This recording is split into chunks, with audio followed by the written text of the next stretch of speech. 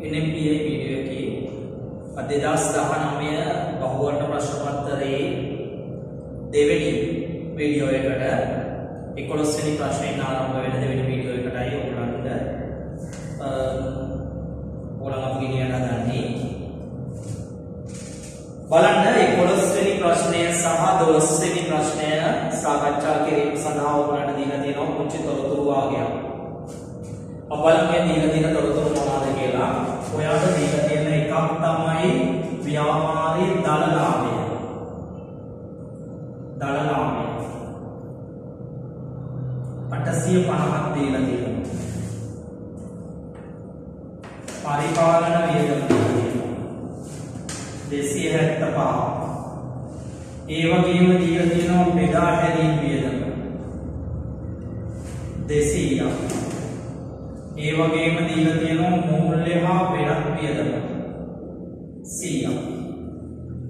මේ මූල්‍ය ප්‍රකාශන පිළියෙල කරද්දී සැලකිල්ලට නොගත්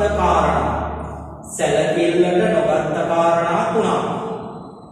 මොකද දීලා තියෙන්නේ පළවෙනි එක 2019 3.31 දිනට ගෙවිය යුතු වැටුප සහ ගෙවිය යුතු විකුණුම් කොමිස් එක ගිණුම්ගත කරලා නැහැ.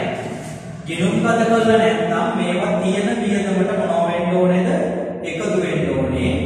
කාර්යාල වැටුප කියන්නේ පරිපාලන වියදම. ඒ නිසා 30ක් එකතු වෙන්න ඕනේ. විකුණුම් කොමිස් කියන්නේ බෙදා හැරීම් වියදම 20ක් එකතු වෙන්න ඕනේ. දෙක ඉදිරියට ගෙවූ ගොඩනැගිලි කුලිය 40ක් පරිපාලන වියදම් වල දාලා තියෙනවා.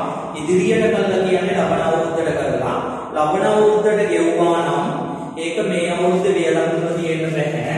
ඒ නිසා පරිපාලන වියදම් වලින් අපි අඩු වෙන්න ඕනේ 40ක්. ඊළඟ එක මෝටර රථ 50ක් බෙදා හැරීම් වියදම් තුල ඇතුළත් වුණාට මේ මෝටර රථ පාවිච්චි කරන්නේ කාර්යාල සේවකයෙක්ට. එතකොට මේ මෝටර රථ ෂෙයාර් දැනට ඇතුළත් වෙලා තියෙන බෙදා හැරීම් වියදම් වල. එහෙනම් ඒකෙන් 50ක් අයින් වෙලා කාර්යාල සේවකයන්ට කියන්නේ පරිපාලන වලට 50ක් එක්ක වෙනවා. එහෙනම් ඔයාගෙන් අහන පළවෙනි ප්‍රශ්නේ තමයි පරිපාලන වියදමයි බෙදා හැරීම් වියදමයි හරි ගන්න කීයද කියලා. හරි ගන්න හොයාගන්න මේකෙන් කවු කරන්න ඕනේ. 275යි 305යි 40ක් ගියාම 265යි 315ක් එනවා. මෙතන එනවා 220න් 50ක් ගියාම 170යි 315ක් සහ 170ක් උත්තරේ වෙන්නේ අංක 4. ඊළඟට 12 වෙනි ප්‍රශ්නය අහනවා මේ සියලු ගැළපෙලි කළාට පස්සේ ව්‍යාපාරයේ ලාභය කොච්චරද කියලා. ලාභය කියලා කියන්නේ සුද්ධ ලාභය. සුද්ධ ලාභය හොයන්න අපි කරන්නේ දල ලාභයෙන් වියදම් තුනම අඩු කරනවා. වියදම් තුනම අඩු කරනවා. දල ලාභයෙන් වියදම් තුනම අඩු කරනවා. එතකොට වියදම් තුන එකතුව තියෙනවා 315යි 485යි 585යි 585ක් අඩු කළාට පස්සේ එනවා 265යි. එහෙනම් 265 කියන්නේ 265000 උත්තරේ අංක 3. ඊළඟ එක අභ්‍යාසාංක 13. අභ්‍යාසාංක 13. ඒක දීලා තියෙනවා නිෂ්පාදන ගිණුම් ආශ්‍රිතව ප්‍රශ්නය. ඔයාගෙන් ප්‍රශ්නය අහන්නේ මේ ව්‍යාපාරයේ නිෂ්පාදන පොදු කාර්ය පිරිවැය කීයද කියලා. ඔයාලට ප්‍රාථමික පිරිවැය දීලා තියෙනවා. මුළු නිෂ්පාදන පිරිවැය දීලා තියෙනවා. මොනවද දීලා තියෙන්නේ? එකක් දීලා තියෙනවා ප්‍රාථමික පිරිවැය. ප්‍රාථමික පිරිවැය. ප්‍රාථමික පිරිවැය දීලා තියෙනවා. ඔයාලම ප්‍රාථමික පිරිවැයට එකතු කරනවා නිෂ්පාදන පොදු කාර්යය. එකතු කරාම එනවා මුළු නිෂ්පාදන පිරිවැය. හැබැයි මේක කියනවා මුළු නිෂ්පාදන පිරිවැයට ගලපන්න තියෙනවලු ආරම්භක නොනිමි සහ අවසාන නොනිමි. ඒක ගලපන්න තියෙන නිෂ්පාදන පිරිවැයට. අවසාන නොනිමි. අවසාන නොනිමි. ගැලපුවාට පස්සේ පිළිතුර එනවා මොකද්ද පිළිතුරු වෙන්නේ මුළු නිෂ්පාදන පිළිවෙල. මුළු නිෂ්පාදන පිළිවෙල.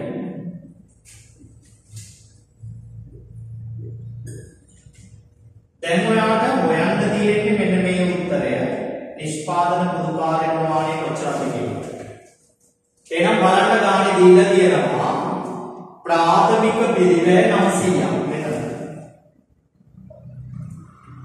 ඒ වගේම දීලා තියෙනවා මුළු නිෂ්පාදන පිළිවෙල 1600ක්.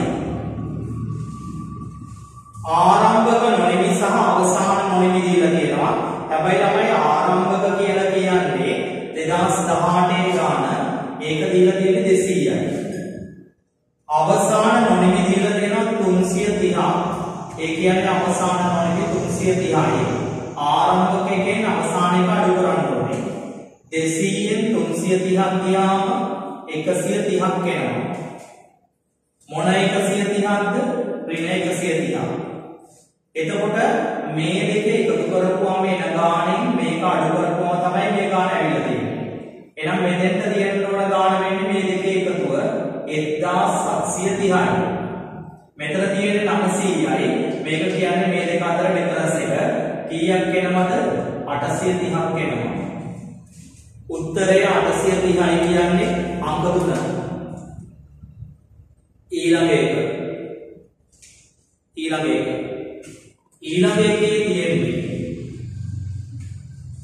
ඊළඟ එකේ තියෙනවා සමිති ව්‍යාපාර සම්බන්ධයෙන් අභ්‍යාසය. ඔයාගෙන් අහනවා ගනුදෙනු කීපයක් දීලා තියෙනවා. ඔයාගෙන් අහනවා මොකද්ද ව්‍යාපාරයේ හඳුනාගත් ආදායම කීයද කියලා මේ ගන්න. ඒ කියන්නේ ප්‍රවර්තන වර්ෂය සඳහා 2019 වර්ෂය සඳහා හඳුනාගත් ආදායම. මේ ගානේ හඳුනාගත් ආදායම් කිහිපයක් තියෙනවා. එක තමයි සමාජික මුදල් ආදායම. සමාජික මුදල් ආදායම. ළමයි සමාජික මුදල් ආදායම හොයාගන්නේ කොහොමද? අවුරුද්දකට එක සමාජිකයෙක්ගෙන් කීයක් ගන්නවද කියන එක වැඩි කරනවා සමාජිකයෝ ගන්න. වැඩි කරනවා සමාජිකයෝ ගන්න. එතකොට ළමයි අවුරුද්දකට ගන්නවලු 2000 ඒ වගේ 150යි. දෙක වැඩි කිරීම 150. කීයක් වෙනවද? 300යි. ඒ වගේම තියෙනවා ප්‍රවර්තන වර්ෂය සඳහා සල්ලි ලැබිච්ච ඒවා. ඒකට සල්ලි ලැබිච්ච එක නෙමේ ආදායමක් ලෙස ගන්න වර්ෂයට දාලා ගන්න. ඊළඟට තියෙනවා පරිත්‍යාගය. ගාණ කියලා තියෙනවා සමිතිය වර්ෂයේ ආදායම ලෙස සලකන්නේ ලැබෙන පරිත්‍යාගයෙන් 5න් එකක් විතරයි. පරිත්‍යාගය 250ක් ලැබිලා තියෙනවා. 5න් එකයි කියන්නේ 50යි. ඊළඟට තියෙනවා 2018 3/31 දිනට කල්පිරුණු ස්ථාවර තැන්පතුවකින් 560ක් ලැබුණලු. ඒකෙන් 60ක් පොලියලු. ඒ පොලිය 2018 3/31 දිනට ලැබෙන්න තිබුණලු. ළමයි 2018 3/31 ලැබෙන්න තිබුණා කියන්නේ ඒක ලැබෙන්න තිබුණේ ගිය අවුරුද්දට. ගිය අවුරුද්දට ලැබෙන්න තිබෙච්ච නිසා ඒක මේ අවුරුද්දේ ආදායමක් විදිහට අඳුරගන්න බෑ. එතකොට ආදායම වෙන්නේ කීයක් විතරයිද එහෙනම් 350යි. ආදායම වෙන්නේ 350යි. දෙවෙනි එක අහනවා වත්කම් වල වැඩිවීම. වත්කම් වල වැඩිවීම. එහෙනම් අපි ඒක හොයන්නේ මෙහෙමයි. වත්කම් වල වැඩිවීම හොයන්නේ. එකක් තමයි වත්කම් මොකද්ද? ලද සමාජික මුදලක් තිබුණා. ලැබුණා. මුදල් ලැබුණා වත්කම් වැඩි වෙනවා. කොච්චරද වැඩි වෙන්නේ? 200යි. තව එකක් තියෙනවා මොනවද? ලැබිය යුතු සමාජික මුදල. ලැබිය යුතු කියන්නේ වත්කම. මේ තියෙන්නේ සමාජික මුදල ඔක්කොම 300යි ලැබිලා තිබුණේ 200යි. තව ලැබෙන්න තියෙනවා කීයක්ද? 100ක්. ඒ වගේම පරිත්‍යාගය ලැබිලා තිබුණා 250. එතකොට ලැබිච්ච ඔක්කොම අපේ වත්කම. පරිත්‍යාගය කීයක්ද ලැබිලා තිබුණේ? 250. ඊළඟට කියනවා කල්පිරුණු තැන්පතුෙන් ලැබුණලු 560ක් මේක ලැබෙන්න ඕන ලෙස දැන්ට ගිණුම් ගත කරලා තිබුණා. මොකද ළමයි ස්ථාවර තැන්පතුවක් කල්පිරීමෙන් මුදල් ලැබුණා නම් වෙන්නේ එක වත්කමක් අඩු වෙලා තව වත්කමක් වැඩි වෙනවා. ඒ කියන්නේ වත්කම් වල වෙනසක් ඇති වෙන්නේ නැහැ. ඒ නිසා මෙච්චරයි ගණනක වෙන්නේ. උත්තරේ වෙන්නේ කීයද? 550යි. උත්තරේ වෙන්නේ 550යි. ඊළඟට 15 වෙනි ගාන. එතකොට උත්තරේ වෙන්නේ 550යි. එතකොට පළවෙනි එකට 350යි 550යි කියලා කියන්නේ උත්තරේ අංක 2.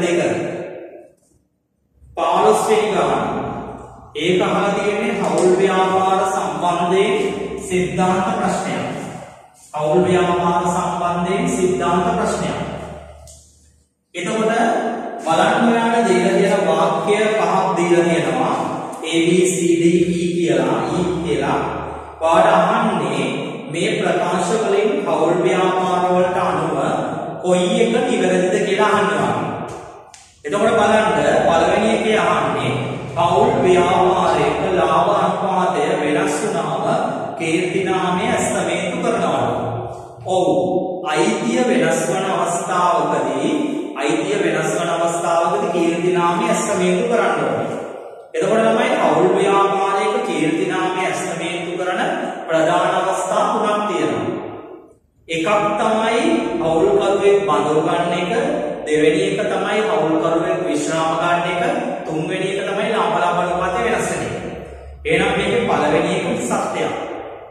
දෙක 1890 හවුල් ලාංඡන පනතේ 42 වන වගන්තියට අනුව හවුල් ව්‍යාපාරයක කීර්ති නාමය අස්තමේතු කරනවා. ළමයි 42 වන වගන්තියේ කීර්ති නාමය ගැන යමක් කියන්නේ නැහැ. මතක ඇති 42 වන වගන්තියේ කියන්නේ හවුල් ව්‍යාපාරයක හවුල්කාරයෙක් ඉවත් වුණ දවසට ඔහුට හිමි බූදලය එදා ඔහුට සල්ලි වලින් ගෙවුවේ නැත්නම් ඒක හවුල්කරුවාට ගෙවිය යුතු ණයක් ලෙස සලකන්න කියලා ඒ ණය සඳහා වාර්ෂික 105ක පොලියක් ගෙවන්න කියලා. ඊළඟට එතකොට ඒක අසත්‍යයක්. C1 1890 හවුල් ලාංඡන පනතේ 24 වන වගන්තියට අනුව හවුල්කරුවන්ට වේතන සඳහා හිමිකම් නැහැ. ඔව් 24 වන වගන්තිය පැහැදිලිව කියනවා වේතන නැහැ කියලා. D1 හවුල්කරුවන් විසින් හවුල් ව්‍යාපාරයක ලාභය ඉවත් කර ගැනීමේ ක්‍රමයක් ලෙස ගැණිලි භාවිතා කරන්න පුළුවන්. ඔව් ගැණිලි කියන්නේ ලාභය අයින් කරගන්න එක. ඒක සත්‍යයක්. ඊළඟ එක හවුල් ලාංඡන පනතේ 24 වන වගන්තියට අනුව හවුල්කරුවන්ගේ ප්‍රාග්ධන ශේෂ මත 105ක පොලියක් ගෙවන්න ඕනේ. ළමයි 24 වන වගන්තිය ඉතාම පැහැදිලිව කියනවා හවුල්කරුවන්ගේ යෙදූ ප්‍රාග්ධනයට පොලි හම්බෙන්නේ නැහැ කියලා. එහෙනම් දීලා දෙන ප්‍රකාශය අසත්‍යයක්. එතකොට මේකේ සත්‍ය ප්‍රකාශය වෙන්නේ මොකද්ද? A1යි C1යි D1යි පිළිතුරු අංක 2. ඊළඟට ළමයි හවුල් ව්‍යාපාර වලින් අභ්‍යාසමය ගැටලුවක් දීලා තියෙනවා. ඔයාලා දීලා තියෙන එකෙන් අහනවා හවුල් ව්‍යාපාරයේ කීර්ති නාමය කීයද කියලා. හවුල් ව්‍යාපාරයේ කීර්ති නාමය කීයද කියලා. එතකොට ළමයි මේකේ කීර්ති නාමය හොයන්න ඔයාලා දීලා තියෙන තොරතුරු වලින් ගන්න වෙන්නේ නෙමෙයි කරන්නේ. ඒ තමයි මේකේ හවුල්කාරයෝ 3 දෙනෙක් ඉඳලා තියෙනවා. ඒගොල්ලන්ගේ අවුරුද්ද මුලදී තොරතුරු දීලා තියෙනවා. වෙච්ච ගණදර ටිකක් දීලා තියෙනවා. හැබැයි ඔයාලට කියනවා හවුල් ව්‍යාපාරයේ අන්තිම දවසේ තුන්වෙනි හවුල්කරුවා ගියාලු. ඒ ගිය දවසට ඔහුට ගෙවන්න ඕන මුදල ණය විකුණන මාරු කළා. ඒ කියන්නේ ඔහුට ගෙවන්න ඕන බූදලය. මේ ගානේ හැටියට හවුල්කරුවෝ 3 දෙනෙක් හිටියනේ මේ ගානේ. මදු නිලු සහ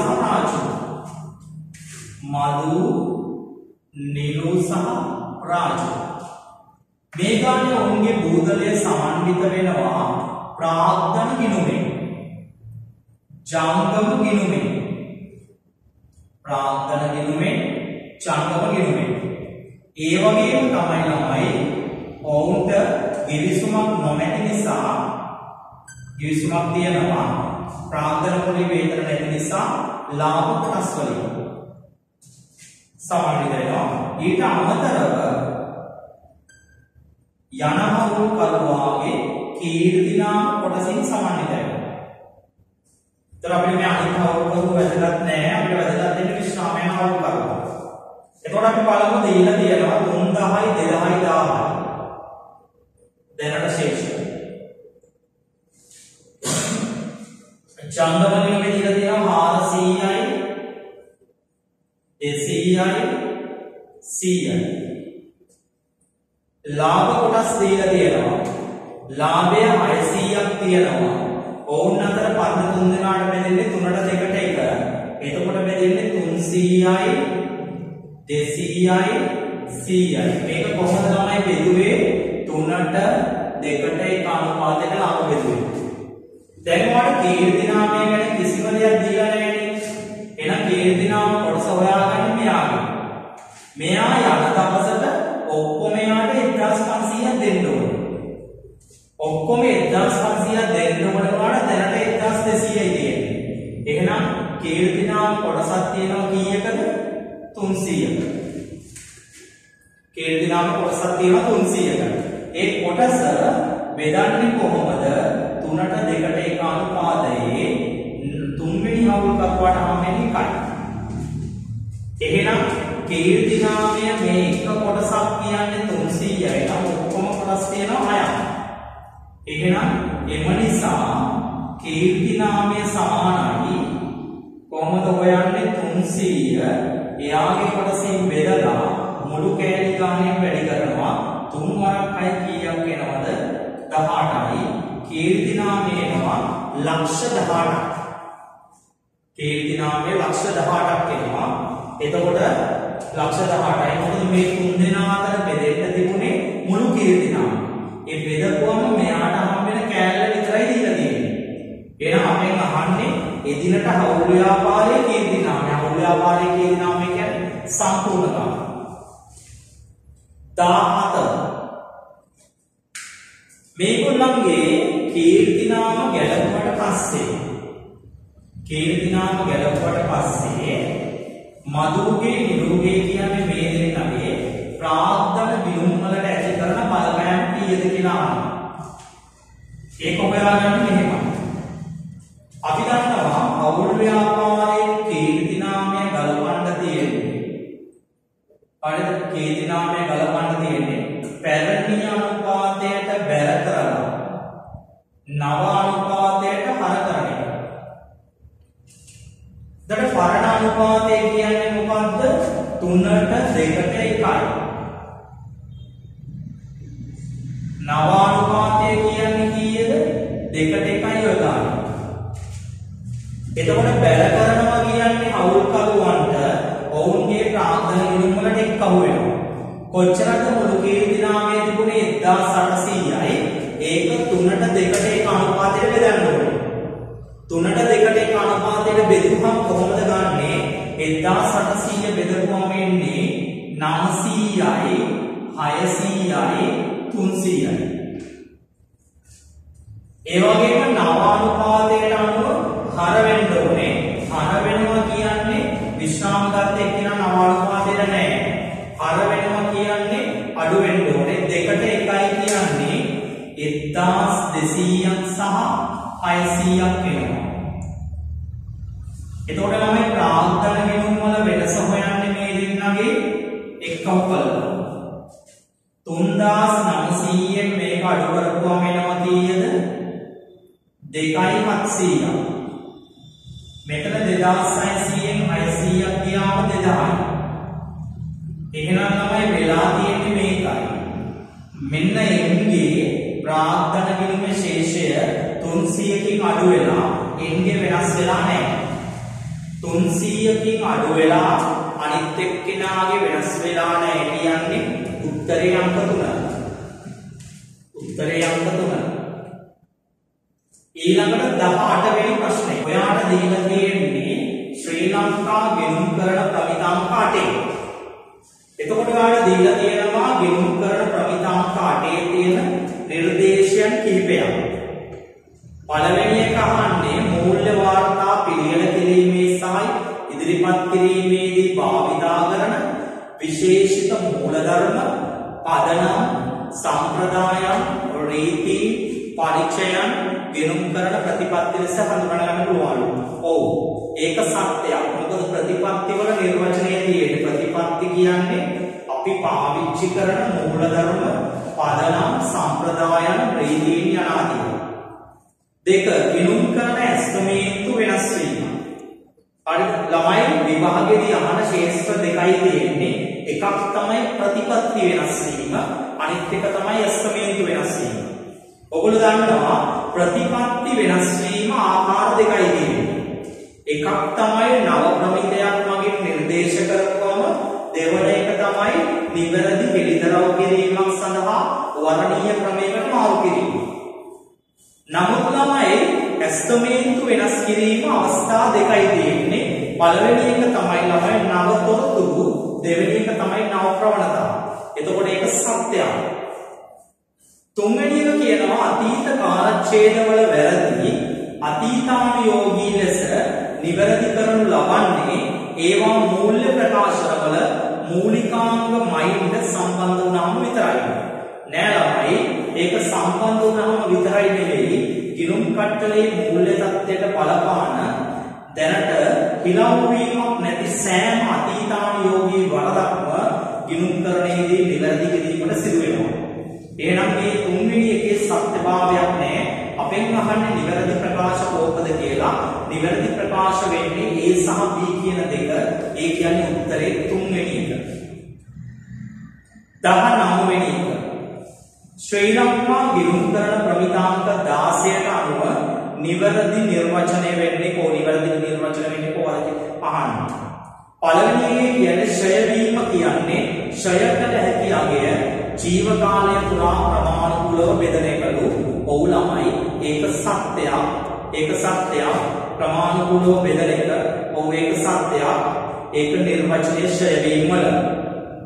දෙවෙනි එක ක්ෂය කළ හැකි අගය කියන්නේ වත්කමක පිරිවැය හෝ ප්‍රත්‍යාගනිත අගයෙන් එහි සුන්බුන් අගය අඩු කරපුවම පිරිවැයෙන් සුන්බුන් අගය අඩු කරපුවම ලැබෙන අගයට තමයි ක්ෂය කළ හැකි අගය කියන්නේ. ඒක නිර්වචනය. ඒක ඊටාම නිවැරදි. ඊළඟට කියනවා ඵලදායී ජීව කාලය කියන්නේ ආයතනයක් වත්කමක් භාවිතා කරන්න පවතී කියලා හිතන කාලය. ඔව් ඒක නිවැරදි. මොකද ළමයි අපි නිර්වචනයේ ප්‍රමිතියේ තියෙනවා තව කොටසක් එක්ක මෙන්න මෙහෙම ඵලදායී ජීව කාලය කියන්නේ වත්කමක් භාවිතා කරන්න අපේක්ෂා කරන කාලය හෝ නිෂ්පාදනයක ප්‍රමාණය. එතකොට හෝ කියලා කියන්නේ දෙකෙන් එකක් වෙන්න පුළුවන්. එතකොට මෙතන දෙකම නැති වුණාට මෙතන දෙකෙන් එකක් තියෙනවා. ඒ කියන්නේ උත්තරේ පිළිතුර නිවැරදි. එහෙනම් උත්තරේ වෙන්නේ අංක 5 A B C යන සියල්ලම නිවැරදි. ඊළඟට ළමයි 20 ඒකක් දීලා තියෙන්නේ LKS 16න් මොකද්ද මේ වත්කමක පිරිවැය නිර්ණය කිරීම. මොකද්ද මේ වත්කම යාන්ත්‍රය? ළමයි යාන්ත්‍රයට පිරිවැය ලෙස ගන්නේ වත්කම භාවිතා කරන අවස්ථාව දක්වා ඒ වත්කම වෙනුවෙන් දරන ලද ප්‍රාග්ධන වියදම් වල ඓක්‍යය. ඒකට ප්‍රාග්ධන වියදම් වල එකතුව. මොනවද මේක දරලා තියෙන ප්‍රාග්ධන වියදම්? මේ යාන්ත්‍රයේ ගැනුම් මිල දීලා තියෙනවා. හරිද? නිෂ්පාදන යාන්ත්‍රයක ගැනුම් මිල දීලා තියෙනවා. කීයක් දීලා තියෙන රුපියල් 1000 වලින් 2000. ඒ වගේම දීලා තියෙනවා වැඩමිට සකස් කිරීම. ඒක යන්ත්‍රය අරගෙන පාවිච්චියට කලින් කරන්න ඕනේ. එතන තියෙන්නේ 160. ඒ වගේම තියෙනවා විදුලි සැපයුම ලබා ගන්න. ඒක පාවිච්චියට කලින් ගන්න ඕනේ. ඒකට කිහිල්ලා තියෙනවා කීයක්ද? 10000. ඒ වගේම මූලික පරීක්ෂණය සඳහා දාවණය. මූලික පරීක්ෂණය කරන්න ඕනේ පාවිච්චි කරන්න කලින්. එතකොට ඒක පාවිච්චි කරන්න කලින් දරන වියදමක් නිසා ඒ මූලික පරීක්ෂා කිරීමේ වියදම ප්‍රාග්ධන පිරිවැයක් වෙනවා. එතන තියෙනවා 20යි. ඒ වගේම ළමයි භාණ්ඩයේ ගුණාත්මක භාවය පිළිබඳ ප්‍රචාරණයක් කරන්න. ඒක ළමයි මේ හදන භාණ්ඩයක් ගැන කරන ප්‍රචාරණය යන්ත්‍රයට අදාළ පිරිවැයක් නෙවෙයි. ඊළඟ එක තමයි යන්ත්‍රය භාවිතා කිරීම ආරම්භ